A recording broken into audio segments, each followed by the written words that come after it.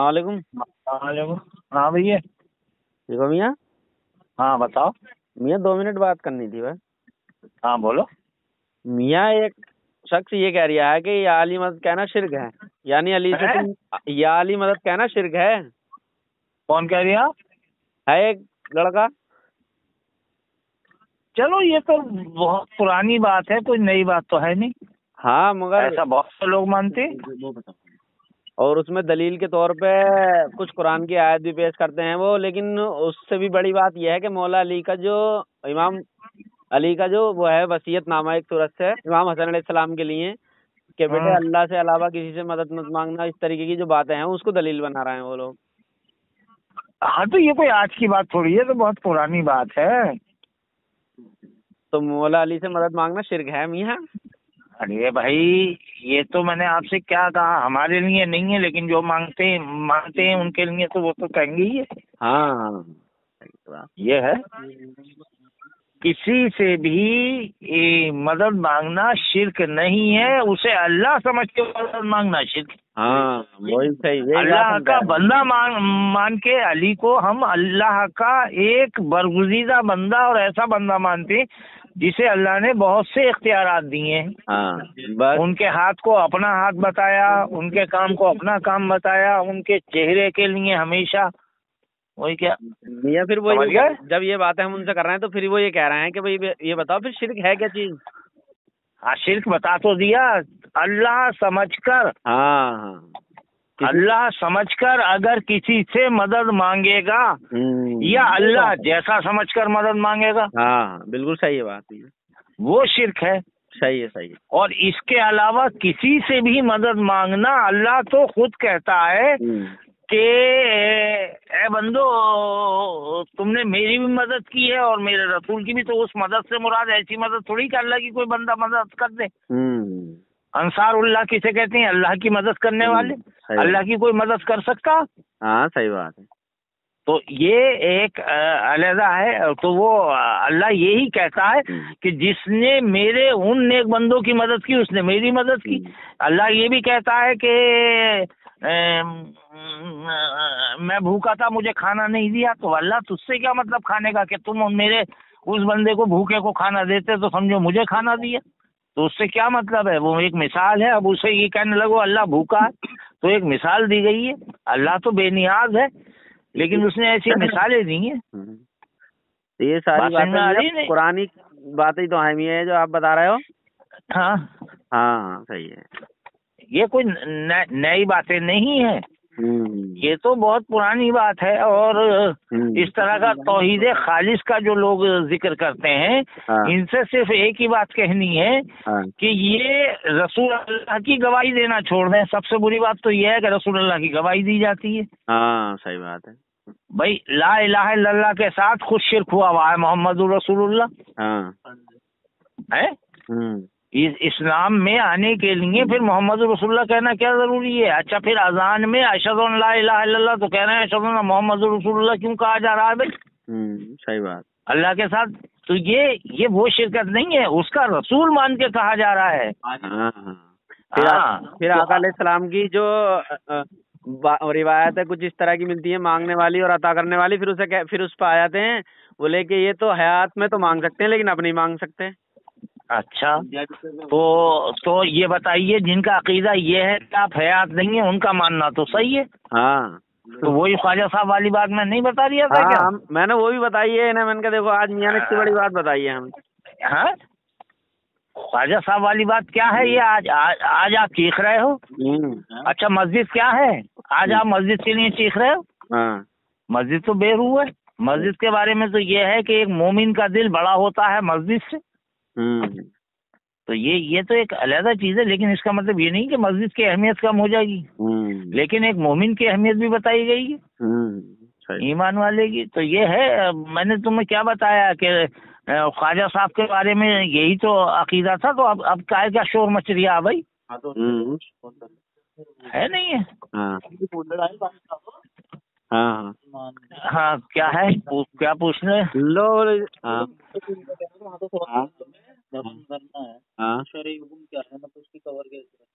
میاں جی یہ پوچھ رہے ہیں کہ اگر ہمیں مسلمان کو دفن کرنا ہے تو اس کی قبر کیسی ہونی چاہیے, اس کی شرعی حیثیت کیا ہے مطلب؟ ہاں یہ پہلی بات تو یہ ہے کہ یہ شریعت یعنی محمدی صلی اللہ علیہ وآلہ وسلم ہی نہیں ہے دفن کرنا. پہلی بات تو یہ کنفیوژن دور کریں کہ یہ شریعت محمدی ہے, بلکہ یہ شریعت محمدی میں بھی ہے. دیکھیے ایک حدیث ہے, میں ایک مثال دے دوں جس سے بات بالکل واضح ہو جائے. وہ کھل رہی ہے, آواز تو کھلے ہوئے سن رہے ہوں گے سارے لوگ. ہینڈ فری ہے میاں, ہینڈ فری ہے. تو دیکھو ایک بات یہ ہے, بہت مشہور و معروف حدیث ہے, شادی اور بیاہ جو ہمارے ہاں ہوتے ہیں اس کے اندر ساری چیزوں پہ بحث کی جا سکتی ہے, لیکن نکاح پہ تو کوئی بحث نہیں ہے. نکاح تو مسنون ہے, سنت ہے. نکاح تو فرض و واجب ہے, بے شک سنت بھی ہے, فرض و واجب بھی ہے نکاح. اب نکاح سے بڑی اچھا اس کے لیے ایک حدیث ہے, وہ بڑی مشہور و معروف حدیث ہے, ان نکاح من سنتی. نکاح میری سنت ہے یا نہیں ہے؟ ان نکاح من سنتی, نکاح میری سنت ہے. اب سوال یہ ہے کہ کیا آقا کی سنت ہے, یہ ترجمہ صحیح ہے کہ نکاح صرف آقا کی سنت ہے؟ نہیں, صحیح نہیں ہے ترجمہ. تو ترجمہ ہے نکاح میری بھی سنت ہے. جب تک یہ نہیں کہیں گے تو پھر بتاؤ آقا کے پیدائش کا معاملہ یہ ہے کہ حضرت آمنہ اور عبداللہ کا کیا ہوا تھا, نکاح نہیں تھا کیا حضرت عبد المطلب کا نکاح نہیں تھا؟ بے شک نکاح والے تھے سب. تو یہ حضرت آدم کی سنت ہے, لیکن ظاہر ہے اسے رسول اللہ نے بھی رائج رکھا. ایسے ہی یہ دفن کا معاملہ جو ہے شریعت محمدی میں بھی ہے, اس سے پہلے بھی لوگ دفن ہوتے تھے. اب یہ عیسائی بھی دفن ہوتے تھے, عیسائی بھی دفن ہوتے تھے, اور امت موسیٰ علیہ السلام میں بھی لوگ دفن ہوتے تھے. اس کے علاوہ جتنے وہ مدینہ اور مکہ یا اس عرب کے جتنے لوگ بھی تھے آقا سے پہلے تو دفن کیے جاتے تھے. اب تو یہ ہے کہ ایک تو بڑی مشہور روایت ہے کہ لڑکیوں کو زندہ درگور کر دیا جاتا تھا.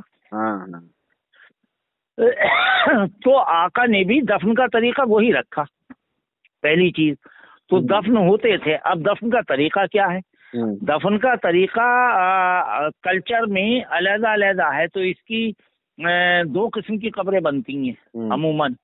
تو ایک قبر تو ایسی بنتی ہے جیسے ہم لوگ یہاں بناتے ہیں, اور ایک قبر بغلی بنتی ہے جو اکثر یہاں بچوں کی بھی بنائی جاتی ہے, لیکن عرب میں وہی بغلی قبریں بنتی ہیں. تو یہ حضرت سلمان فارسی نے کہا کہ ہمارے ہاں ایسا دفن ہوتا ہے, ایسے کر دیتے ہیں. آقا کو یہ بھی پسند آیا تو ویسی دفن ہونے لگے عرب میں. یہ ایک نیا کلچر آ گیا. تو دفن ہونے سے مراد یہ ہے کہ دفن تو پہلے سے بھی ہوتا تھا انسان. اب رہا یہ کہ ہماری شریعت میں اسے ریفارم کر دیا گیا. ریفارم کا مطلب اور اسے بہتر بنا کر پیش کیا گیا. سمجھ گئے نہیں؟ اب ان کے ہاں عیسائی اور یہودیوں میں آج بھی تابوت کے اندر دفن کرتی ہیں. ہم لوگ ایسی مردے کو رکھ کے اوپر سے تختے لگا دیتی ہیں, وہ ایک بکسے میں بند کر کے اور اسے گڈھے میں ڈال کے اور پھر مٹی دے دیتی ہیں. تو یہ دفن کا طریقہ تو یہی ہے. تو دفن سے کیا مراد لینا چاہ رہے ہیں, یہ دفن کا کون سا طریقہ پوچھ رہے ہیں؟ یہ میاں شریعت محمدیہ میں جو مقبرے یا مزارات کے اوپر قبر کے اوپر تعمیرات جو کر رہے ہیں, اس کا کیا مطلب وہ ہے؟ دیکھیے سب سے پہلی مثال تو یہی ہے کہ مقبرہ سب سے پہلے تو خود آقا کا موجود ہے. اب اس سے بڑی مثال ہم کیا دیں؟ پورے عالم اسلام نے اسے محسوس بھی کیا اور وہاں جاتا بھی ہے, اور آج بھی وہ قبہ بنا ہوا ہے. یہ لوگ تو یہ کہہ رہے ہیں نا کہ مطلب یہ آقا کی حدیث کے خلاف کر رہے ہیں, آقا کے حکم کے خلاف کر رہے ہیں. یہ کام آقا نے تو منع کیا ہے. تو آقا نے منع کیا ہے. آج تو بتاؤ کون سا فرقہ ایسا ہے جو وہاں سے فیض نہیں حاصل کرتا ہے, وہاں نہیں جاتا ہے, زیارت نبوی نہیں کر رہا ہے. صحیح بات بھائی. سوال تو یہ ہے کہ بنیاد جو ہے رسول کے ساتھ غلط ہو رہی ہے تو سب کے ساتھ غلط ہوگا پھر تو, اور رسول کے ساتھ صحیح ہو رہی ہے تو سب کے ساتھ صحیح ہو رہی ہے. بھائی یہ تو مرکز کی بات ہے. اب اس کو کون پلٹ دے گا؟ صحیح بات. بھائی سوال یہ ہے، عقل تو کم از کم انسان کو یہ ہونی چاہیے، کیا اس وقت کے عالم لوگ نہیں تھے؟ کیا اس وقت کے مسلمان فرمانروا بادشاہ ایسے بھی گزرے ہیں جو مخالف بھی رہے ہیں، موافق بھی رہے ہیں، ہر فرقے کے لوگ رہے ہیں، لیکن قبہ آج تک موجود ہے بنا ہوا؟ اب اس میں ایک سوال یہ پیدا ہوتا ہے کہ یہ عقیدہ ہم لوگوں کا ہے، آپ کے لوگوں کا، یا صحابہ اکرام کا بھی یہی وہ تھا مطلب؟ ارے بھائی صحابہ اکرام نے ہی تو سب کیا ہے، یہ تابعین اور صحابہ اکرام سب سے چلا رہا ہے۔ اب اس کو تو نہیں، یہ تو ہے نہیں کہ آج کا آدمی کوئی بنا رہا۔ یہ تو یہ کہہ رہے ہیں کہ سلطنت عثمانیہ کی تعمیراتیں ساری ہیں؟ نہیں، سلطنت عثمانیہ سے پہلے بھی تعمیرات تھی، لیکن سلطنت عثمانیہ نے سے ریفارم کیا ہے، یہ کمزوری ہے کیونکہ سلطنت عثمانیہ نے کیا ہے۔ سلطنت عثمانیہ سے پہلے بھی یہاں پہ باقاعدہ تعمیرات تھیں، اور لوگوں کو بھی معلوم نہیں ہے۔ یہ جو اس کا گنبد ہے جو آج گنبد خضرا کہلاتا ہے، اس کی تاریخ ہے باقاعدہ، پڑھ لیں آپ گنبد خضرا کی، تو یہ خضرا کہتی ہیں ہرے رنگ کا گنبد، گنبد خضرا، ہرے گنبد والے، آج یہی مشہور ہے نا آقا کا نام، گنبد خضرا والے یعنی ہرے گنبد والے۔ اچھا، اسی کے اکارڈنگ سب جگہ ہری گنبد زیادہ ہوتی ہیں، لیکن آقا کا گنبد اس سے پہلے پیلے رنگ کا تھا، گنبد اصفر کہلاتا تھا۔ صحیح بات ہے۔ اس سے پہلے اس گنبد کا رنگ گنبد ابیض تھا یا ابیض تھا، یعنی سفید رنگ کا گنبد تھا۔ تو یہ سلطنت عثمانیہ سے پہلے گنبد بھلے ہی نہیں تھا، لیکن چار دیواری اور وہ سب تھا۔ ایک تو یہاں تک بات ملتی ہے کہ آقا کے جسم اطہر کو لوگ نکال رہے تھے یہودی، تو باقاعدہ شیشہ پگھلوا کے اسے روکا گیا، اور بھی بہت سی باتیں ہیں، تو یہ نہیں ہے۔ پھر یہ کہ سب سے بڑی بات یہ سنگ اسود کی ایک اہمیت ہے۔ سنگ اسود آقا نے خود اپنے ہاتھ سے نصب کیا ہے، تو ویسے پتھر پوجا تو غلط ہے، لیکن ایک ایسا پتھر ہے جنت کا کہ وہ اسے آپ بوسا دیتی، صحیح بات ہے، احترام کرتی ہیں اس پتھر کا۔ کیوں کرتے ہیں؟ کہ اس میں ظاہر آقا کا بھی ہاتھ لگا ہوا ہے، اسے رائج بھی رکھا گیا، اور وہ گواہی بھی دے گا پتھر۔ تو ہر پتھر کو، جس طرح سے ہر پتھر کو ہم نہیں بوسا دے سکتے، لیکن جو خاص پتھر ہے اسے بوسا دیا جائے گا، صفا مروہ کی اہمیت رکھی جائے گی۔ تو اسی صورت سے بشریت میں بھی کچھ بشر ایسے ہیں جن کا احترام بھی رکھا جائے گا، اور جن کے بارے میں یہ عقیدہ بھی رکھا جائے گا کہ وہ جیسا اپنے حیات میں مدد فرماتے تھے، بعد ممات بھی اللہ کے کرم سے، اللہ کی عطا سے وہ مدد فرماتے ہیں۔ تو ایسا نہیں ہے کہ مطلب ایک طرف سب کو ایک لکڑی سے ہانک لو۔ ایک تو سب سے بڑی بات یہی آن کے پڑ جاتی ہے کہ رسول بھی ہم جیسے بشر تھے، پھر تو بات بہت آگے پہنچ جائے گی۔ بے شک ہم جیسے بشر تھے، اس سے کوئی انکار نہیں کر سکتا، لیکن وہ اتنے افضل بشر تھے کہ ان پہ وحی آتی تھی، رسالت آپ کو ملی تھی۔ تو جس بشر کو رسالت مل گئی، پھر اس کی اہمیت جو ہے عام بشر سے نہیں کی جا سکتی۔ صحیح بات۔ بشریت کے معاملے میں آپ کہہ سکتے ہیں کہ ہاں وہ بالکل ایک بشر تھے، لیکن ہم جیسے بشر تھے، بس یہی آن کے آدمی بشر ہونے میں آپ کے کوئی شبہ نہیں ہے، لیکن ہم جیسے بشر تھے اس میں شبہ ہے، کیونکہ آپ پہ وحی آتی تھی، آپ اللہ کے رسول تھے۔ ساری بنیادیں گر جائیں گی بھائی،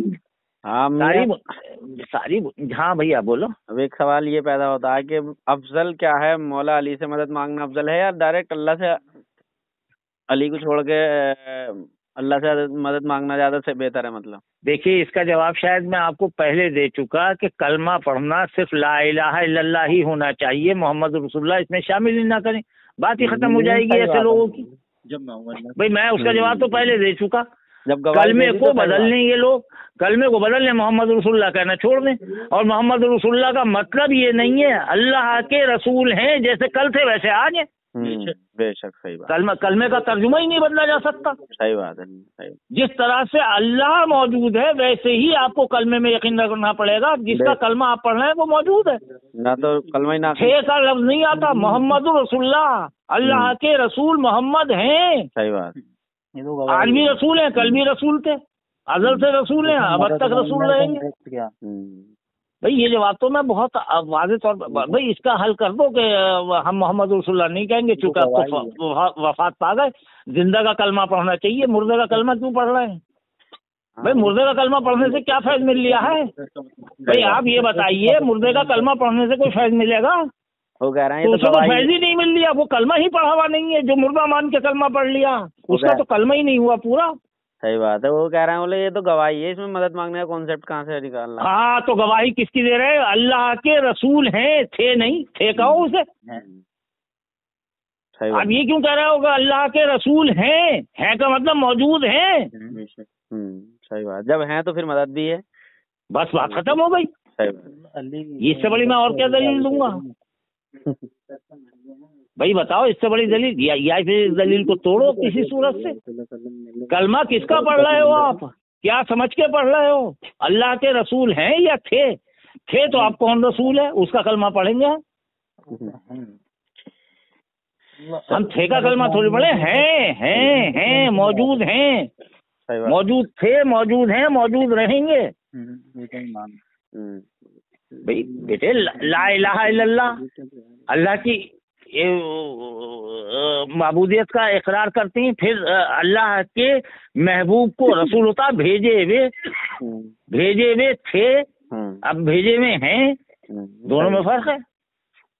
تو یہ دیکھو بحث کی بات نہیں ہے، یہ بات اپنے قلب کو خود انسان کسی سے نہ بحث کرے نہ وہ اسی بات کو سوچے۔ میں بار بار یہ کہہ رہا ہوں کہ آج بھی اذان میں یہ کہا جاتا، گواہی دی جا رہی ہے کہ محمد اللہ کے رسول ہیں، اذان میں، نماز میں، کہاں آپ ایسا کریں گے؟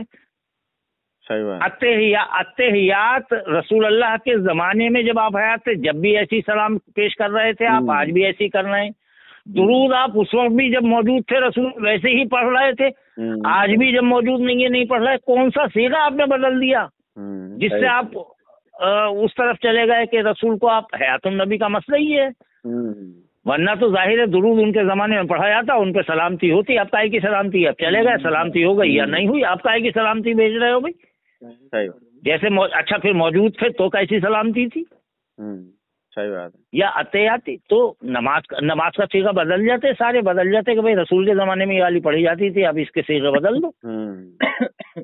ٹھیک ہے، نہیں ہے صحیح، ایسا ایسا نہیں ہے۔ تو یہ بڑی یعنی ایک لاجیکل بات ہے، ایک سامنے کی بات ہے میرے بھائیوں۔ سوال یہ ہے کہ ہمارا کلمہ ہی پھر اس کا مطلب مردہ ہو گیا۔ ہاں صحیح بات، جس رسول کا ہم اقرار کر رہے ہیں تو اس میں آدھے حصے کو ہم زندہ مان لیں، آدھے کو مردہ مان لیں۔ صحیح ہے میاں، ٹھیک ہے، ٹھیک ہے پھر ٹھیک ہے، مطلب یہ ہے اب بحث کرنے کے لیے تو کتنی کر لو، لیکن لا الہ الا اللہ محمد رسول اللہ جیسا آقا کے زمانے میں پڑھا جاتا تھا آج بھی ایسے ہی پڑھا جا رہا ہے۔ یہ دلیل سب سے بڑی۔ پھر دلیل یہ ہے کہ جیسے نماز آقا کے زمانے میں صلاۃ و سلام کیا جاتا تھا ایسی آج چل رہا ہے۔ اب ہاں ایک چیز ہے، قرآن میں اس میں دو رائے نہیں، ایاک نعبد و ایاک نستعین آیا ہے، ٹھیک ہے نہیں ہے؟ اس سے بڑی اور ایک تو سورہ اخلاص قل هو اللہ احد، بے شک کہ یہ شرک سے بچانے والی چیز۔ پھر ایک سورہ فاتحہ میں ہی ایاک نعبد و ایاک نستعین، صرف ہم تیری ہی عبادت کرتے ہیں اور تجھی سے مدد مانگتے ہیں، صرف اسی سے مدد مانگتے ہیں اور اسی کی عبادت کرتے ہیں۔ تو عبادت کرنا علیحدہ چیز ہو گئی اور مدد مانگنا علیحدہ چیز ہو گئی۔ عبادت کوئی رسول کی نہیں کرتا، صحیح بات ہے، ٹھیک ہے نہیں ہے؟ تو وہ ہے عبادت کے ساتھ مدد مانگنا، عبادت میں مدد مانگنا۔ اب غیر عبادت کے طور پہ آپ جو مدد مانگ رہے ہیں اپنے ایمان کے اس میں فرق ہو گیا۔ پھر کیوں یہ سورہ فاتحہ میں ان لوگوں کے راستے پر چلو جن پر میں نے انعام کیا ہے، اور وہ ظاہر سی بات ہے آج تک اس بات پہ نہیں پہنچے کہ انعام یافتہ کون ہے۔ بھائی رسول میں تو کوئی شک نہیں ہے، لیکن ان کے ساتھ وہ کون لوگ ہیں جنہیں انعام دیا گیا، انعام یافتہ کون ہے؟ صحیح بات ہے، جن کے راستے پہ چلنا، صحیح بات ہے، تو وہی ہے نا کہ وہ انعام یافتہ کون ہے۔ ہاں 4 کیٹیگری کی نہیں ہے، وہ تو نبیین، صدیقین، شہداء، صالحین۔ اچھا نبیین تو نبی کے سب کے راستے پہ نہیں چلنا، سب نبیوں کے راستے پہ نہیں چلنا، ایک نبی کے راستے پہ چلنا ہے۔ اب اس نبی کے راستے پہ چلنا، اب نبی تو سب محترم ہے لیکن چلنا صرف ایک نبی کے راستے پہ۔ اب بتاؤ صدیقین کے راستے پہ چلنا، اب دوسرا لفظ آیا صدیقین، تو صدیقین جمع کا سیکھا ہے. کون 3 صدیقین ہیں جن کے راستے پہ چلو گے؟ 3 صدیقوں کے نام تو کم از کم آنے چاہیے آدمی کو. ان کا ہی طے کر لو کہ کون صدیق ہیں 3. ایک صدیق کے علاوہ امت دوسرے کا نام ہی نہ جانتی. صحیح بات ہے. اور کوئی شبہ نہیں ہے کہ وہ صدیق ہے. لیکن یہاں کس کے راستے پہ چلنا ہے؟ صحیح بات ہے. وہ والا کون سا صدیق ہے؟ ہاں صحیح بات ہے نہیں ہے. یا وہ صالحین کون ہے، یا وہ شہداء کون ہے؟ شہید تو بہت ہیں. صحیح بات ہے. ٹھیک ہے ٹھیک ہے. السلام علیکم. ٹھیک ہے، سب کو سلام دعا کہنا. السلام علیکم.